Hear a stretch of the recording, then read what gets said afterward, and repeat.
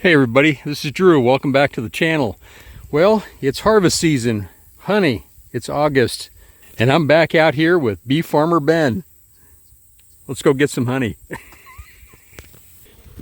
Alright, so we popped off the top, and by the way, we're going to look at some cards here in a minute, but until then, I don't know if you guys can hear it, but they're dive bombing me.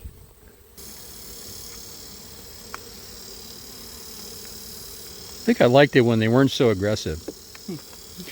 All right, so what are we doing here, Ben? We're pulling out panels, frames, okay. And this is one that we will harvest because you see all the nice honey. I kind of peeled the cover off of the combs there, but I'm going to separate it from the one beneath it.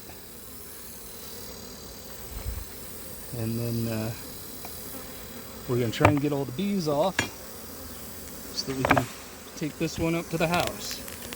Okay. And so I'm going to let it stand there. We're going to take, what, 3, 4, 5, about 8, 9 panels? We'll see what they look like when they get in there. We'll take at least 4.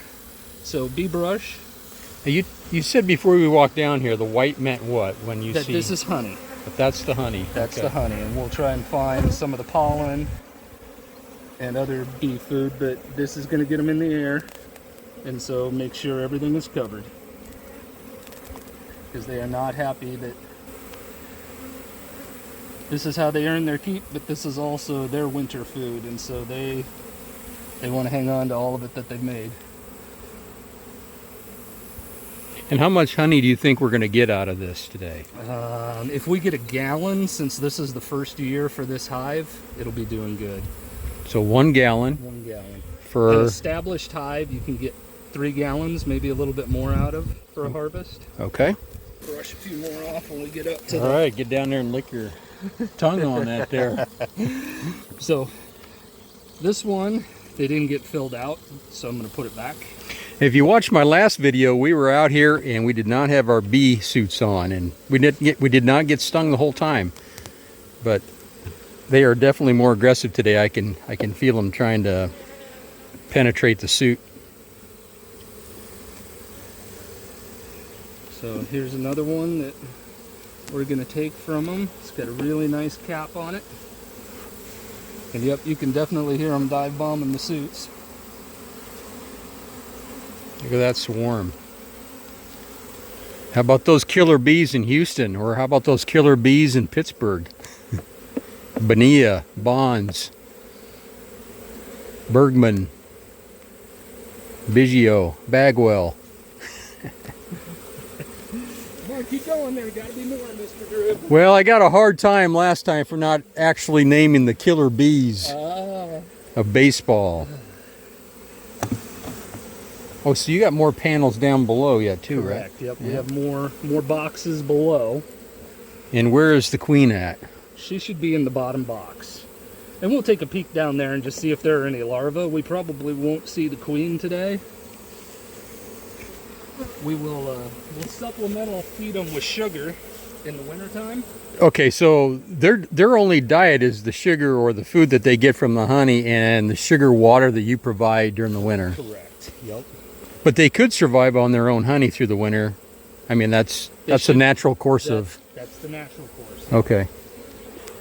I really hope that's a sweat bead I have rolling down my neck and nobody got inside.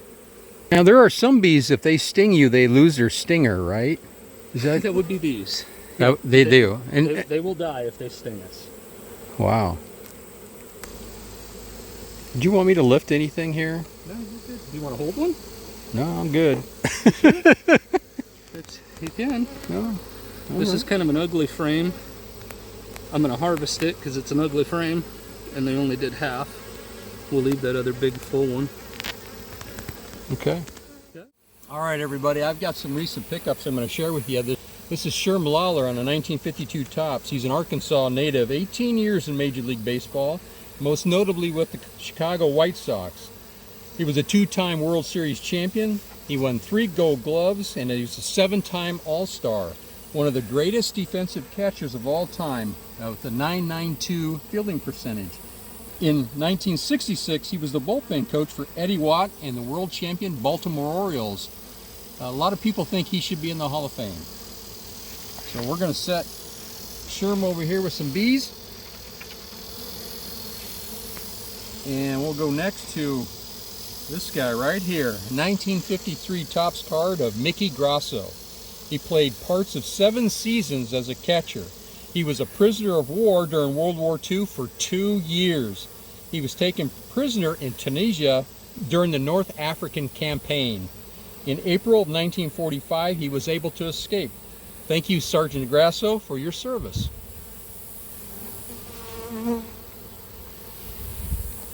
All right, now we have Johnny Hopp on a 1952 Topps card.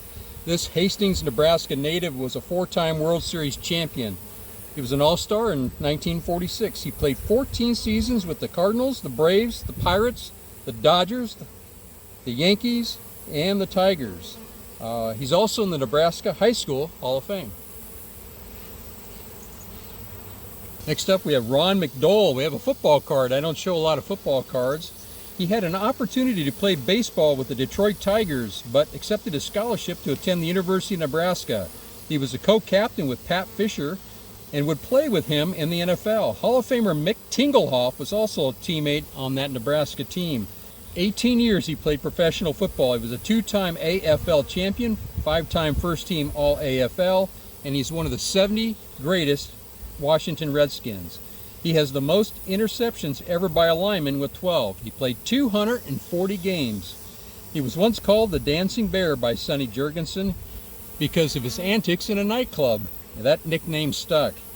He ended up building furniture after he retired, and he did so for the Library of Congress and James Madison University. And that's Ron McDole. We got one card left, and that is going to be of Sheldon Jones of Tecumseh, Nebraska. 8 seasons with the Giants, the Braves, and the Cubs. He served 3 years in World War II as part of the United States Army Air Force. He appeared in the 1951 World Series game with the shot heard around the world and got the save in Game 3 for the Giants starter Jim Hearn. All right, that's all I got for you on cards today. We're going to get back at the bees and hopefully get out of here before I get stung. Well, how far will these bees fly to get to what they need? 3 miles. Up to 3 miles? They'll do a 3-mile Okay. radius. Yep. Those are baby bees Okay. coming out of their little honeycomb nurseries.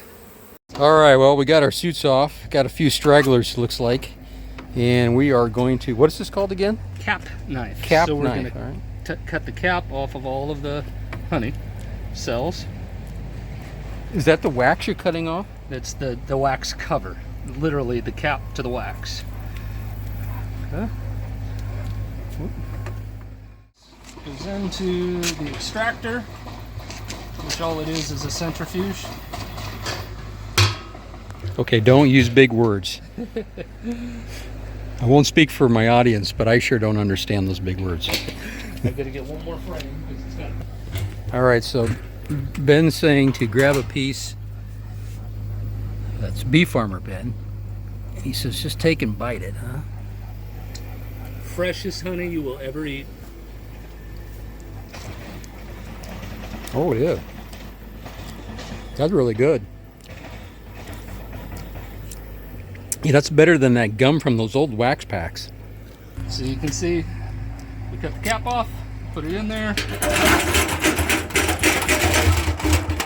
Thank you. Yeah, turn them around. Remember all that honey that was in there? Yeah. It's all in the bottom of the centrifuge now. Rotate it. Do the same thing to the other sides. Keep growing your collection, card farmers. Well, keep growing your honey as well. We'll see you next time.